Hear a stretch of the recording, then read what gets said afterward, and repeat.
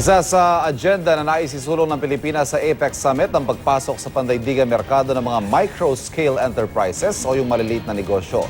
Pero duda ang ilang maliliit na negosyante na matutulungan sila ng APEC na maiangat ang kanilang estado. Narito ang report ni Marie Zumal.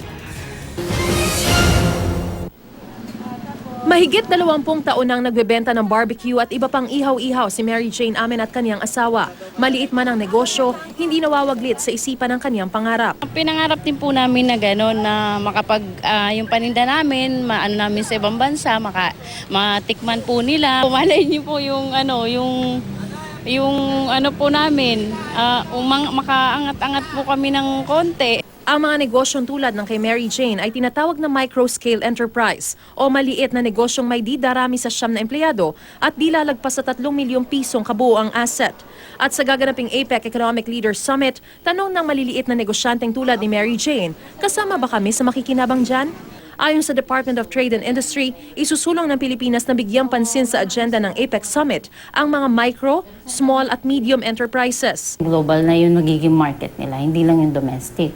So, eto meron ka ng existing tapos magbe-break ka na from the domestic market to the international market. Yun yung objective. Base sa tala ng DTI nitong 2012, sa mahigit 900,000 business enterprise na nag-ooperate sa bansa, mahigit 800,000 ang micro-enterprise. Mahigit 2 milyon naman ang nabigyan ng trabaho ng mga micro-enterprise na ito.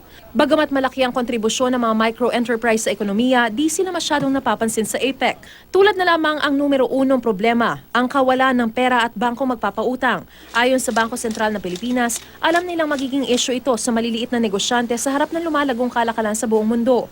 What we do here is we calibrate. We calibrate the regulations so that the regulation that is meant for a borrowing by a big corporate is not going to be the same as a microfinance type of loan.